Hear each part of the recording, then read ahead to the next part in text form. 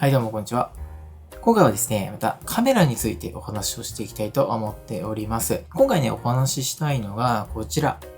パナソニックルミックス S5 Mark II についてお話をしていきたいと思っております。発売からね、もう1年以上経っておりまして、今更と言われてしまうかもしれないんですけれども、今でもやっぱりですね、コスパいい意味でバグってるカメラだと思いますし、人気のね、あるカメラだと思いますので、約1年間自分がね、使用してみて感じたこのルミックス S5 Mark II の魅力だったりとか、あと、最近ね、他のメーカーのカメラとかも使うようになって、それで感じたルミックス X5 Mark II のちょっと残念だったポイント、そういったところをね、長期使用レビューという形でお話しできればなと思っております。フルサイズミラーレス購入検討されている方に参考になれば嬉しいかなと思っておりますので、ぜひ最後まで見ていただければ幸いです。ちなみにですね、自分が新しく購入したこちら α7C2 とこのルミックス S5 Mark II のスペック面の比較っていうのは実は別の動画でやっておりますので、もしよければそちらを見ていただければ幸いです。で、自分がですね、使ってみていいと思ったルミックス S5 Mark II の魅力その1がですね、やっぱりですね、EVF、電子ビューファインダーやこのモニターの部分ですね、この解像度が高くてですね、映像がやっぱ綺麗に見れるというところがですね、いいポイントだなと思っております。これいろんな動画でもね、お話ししてるんですけれども、撮影したその場でやっぱり綺麗な映像が見えると、テンションね、ほんと上がるんですよね。最近購入したこの α7C2 との比較になっちゃうんですけれども、モニター解像度がちょっと低めだとですね、あと、あれってなったりするんですよ。でも、実際に帰ってパソコンモニターで見たら、なんだめっちゃ綺麗に撮れてるやんと。なったりとかもたまにあるんですよね。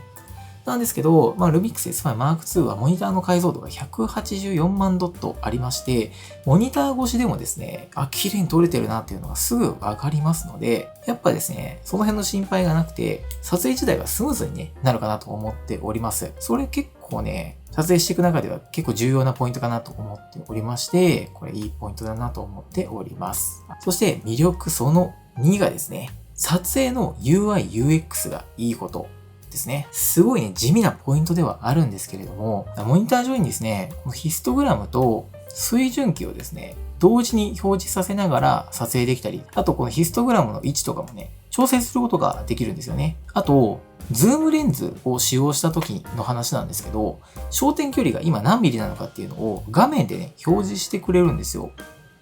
この辺のやっぱ見やすさっていうところ、撮影の数値をですね、しっかりとモニター上で全部で見せてくれるっていうのは魅力の一つなんじゃないかなと思っております。実はソニーね、この辺の同時表示できないんですよね。その辺の部分がいいなと思っております。そして、このルミックス X5 Mark II の魅力その3がですね、放熱性能でございますね。20万円ちょっとで購入できるボディなんですけど、内蔵ファンをですね、搭載しておりまして、長時間の撮影や炎天下での撮影なんかもですね、安心して使用することができます。またね、ちょっと α7C2 との比較になっちゃうんですけど、このコンパクトなボディがですね、結構やっぱり熱こもりやすくって、2、30分間で撮影してると結構ボディね、熱くなってくるんですよ。で、持っていてその熱いのがすごいわかるんで、ちょっと心配になっちゃうんですけど、実際には1時間以上の撮影とかでも全然ね、録画できるんですけれども、やっぱり外での撮影とかなんかにはですね、これから暑くなってくる季節ではあるので、熱停止とかがちょっと心配に、なってくるかなと思っております。その点、このルミックス S5 Mark II はですね、優れた排熱性能で、もうこれまで使用してきた中で一度も熱停止したことがなくてですね、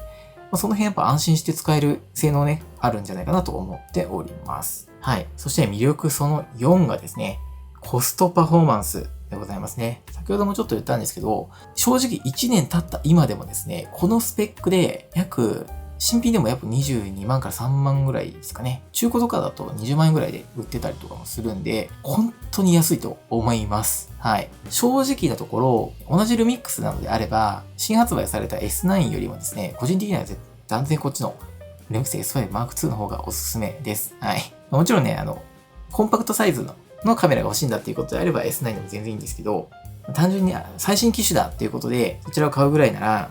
自分はね、こっちの S5 Mark II を選んだ方ができることはね、多いんじゃないかなと思います。で、またですね、コスパがいい理由としましては、L マウントのラインナップの豊富さっていうところも要因としてあるかなと思ってます。純正レンズもですね、他社に比べると結構安いですし、またね、やっぱりこのね、シグマのレンズを使えるっていうのがね、やっぱ一つ大きなメリットだと思うんですよね。やっぱこのおすすめはですね、シグマの単焦点 I シリーズと呼ばれるですね、シリーズでございまして、見た目もいいですし、機能面や、あと価格面もですね、結構いいんですよね。安価に揃えることができますので、そういった点でですね、トータルコストとしてのコストパフォーマンスかなりいいんじゃないかなと思います。L マウントアライアンスマジでいいと思います。シグマのレンズもね、やっぱ純正レンズと同じような形でね、使えるっていうのがすごくいいと思います。はい。ということでね、ここまで Lumix S5 Mark II の魅力についてお話をしてきました。スペック面のところはね、いろいろと細かいところは話は全部置いといて、使っていく中でいいなと思ったポイントをね、4つほどご紹介させていただきました。ただやっぱり長く使ってるとですね、気になる点っていうところもいくつか出てきているので、その辺もね、お話をしていきたいと思います。気になった点1つ目がですね、オートフォーカスの性能になりますね。はい。決してね、悪いわけではございません。増面位操作が採用されて、オートフォーカスの速度や性能っていうところかなりね、前機種 S5 よりもですね、かなり向上していて、そういった面では使い勝手としてはすごくいいんですけれども、やっぱりね、他のメーカー、今回で言うとソニーなんですけれども、こちらのオートフォーカス性能を試してみて、使ってみて、やっぱりね、速さとか認識の性能っていうところには違いがあるなというふうに感じました。ここのオートフォーカス性能で撮影の成功率ってやっぱ結構変わると思いますので、その辺はね、ちょっと今後のアップデートに期待かなというふうに思っております。そして気になった点2つ目がですね、暗所性能でございますね。自分の撮影がですね、結構オフラインイベントとかでですね、室内でのかなり暗い環境での撮影とかが必要になったりするんですけど、で、また IS を上げすぎるとノイズっていうところが目立ってきますので、その点ちょっとね、今までフルサイズこれしか使ってこなかったんであんま気にしてなかったんですけど、他社メーカー使うとですね、ちょっとその辺の性能の部分が差があるのかなというふうにですね、思い始めてきたというところでございますね。ちょっとね、検証した動画ありますので、それ見ていただければと思います。はい、ということでね、今からソニー α7C2 と Lumix S5 Mark II の暗所性能をね、見ていきたいと思います。はい、ISO100 からになります。画面上ではね、ほとんど見えないですね。次、ISO500 まで上げてみます。はい、今ね、500になっております。ここでね、ようやく Lumix の方ではドライフラワーの輪郭が見えてきた感じですね。α7C2 モニターで見る感じだとですね、結構明るく見えてまして、後ろのキーボードなんかとかも見え始めてきましたね。ISO640 でいきたいと思います。はい、こんな感じですね。ISO800 で見たいと思います。こんな感じですね。このモニターで見てる絵はね、全然違うね。α7C2 の方はだいぶ全容が見えてきてるんですけど、Lumix S5 Mark II の方は全然まだ周りが暗くて白い鼻のところがようやく見えてる感じですね。一気に2000まで上げてみます。はい、こんな感じですね。Lumix S5 Mark II でようやく全体像が見えてきた感じ。α7C2 の方はもうね、後ろのモニターまで見え始めてきてましたね。すごい。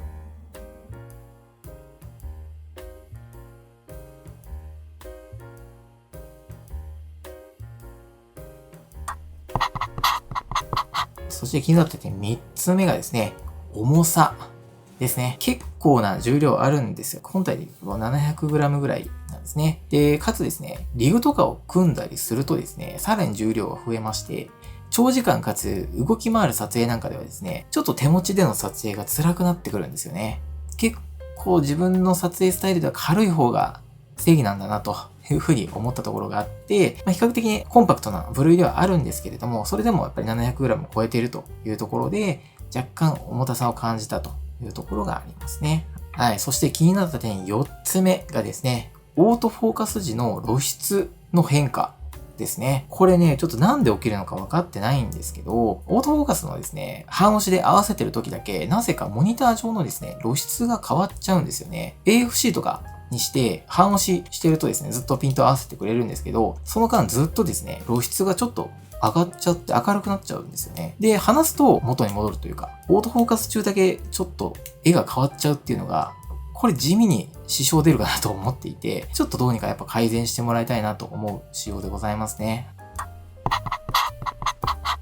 はい。ということでいかがでしたでしょうか。この Lumix S5 Mark II はですね、写真も動画もどちらも対応できて、かつ20万円ちょっとでですね、購入できる、フルサイズの機種としてはかなりコスパのいい機種になっているかなと思っておりますので、初めてのフルサイズミラーレスに選んでいただくのもめちゃくちゃいいんじゃないかなと思っております。なので、今カメラを購入検討されている方はですね、ぜひ選択肢の一つとして入れていただければ幸いです。で、最後になんですけれども、このタイミングで自分がね、この S5 Mark II のお話をしたのにはちょっと理由がございまして、実はですね、L マウントから E マウントに完全移行していきたいなと思っております。散々ね、この魅力を喋っておきながら移行するんかいと言われてしまうかもしれないんですけれども、お話ししたことは本心ですし、最初にね、買うフルサイズミラーレス一眼としておすすめなのは間違いないです。はい。なんですけど、ただやっぱ自分の撮影環境やスタイルっていうところを考えていくとですね、オートフォーカスの性能や暗所性能っていうところがちょっと優先度高いなというふうに思っちゃったんですよね。で、もともとこの α7C2 を購入したのもですね、ソニー機を試してみたかったっていうのがやっぱりありまして、で、実際に使ってみて、自分にとって使い勝手がいいのはね、どちらなんだろうっていうところをやっぱりしっかりと検証して、使ってみて結論を出してですね、で、場合によっては片方を売却してマウントを揃えようかなというふうに考えて、今回ね、購入していたっていうのが実はありました。で、もしね、この使ってみてソニーあんまりだなと思ったら、買ったばっかりではあったんですけど、すぐ売却してですね、Lumix の S5 Mark II のX の方ですね、あちらをね、買い出そうかなと思っておりました。そんな感じでね、どっちにしようかなと迷ってたんですよ。ただいろんな理由があって、さっきお話ししたこの気になった部分の他にもいろいろと理由があってですね、今回自分は、ちょっとね、ソニー機に移行しようかなと思っております。はい。なのでね、この約1年間使用してきたこちらの Lumix S5 Mark II は、下取りに出してですね、新しいカメラを購入しようかなと思っております。またね、ちょっとどのカメラを購入したかっていうのは別途動画にしようかなと思っておりますので、その時にいろいろと考えてね、マウント移行に至った詳細の経緯、理由なんかもね、お話しできればなと思いますので、ぜひですね、チャンネル登録してお待ちいただけると嬉しいです。はい。というところで今日のところはこの辺で、また次回の動画でお会いいたしましょう。バイバイ。Lumix S5 Mark II今までありがとう。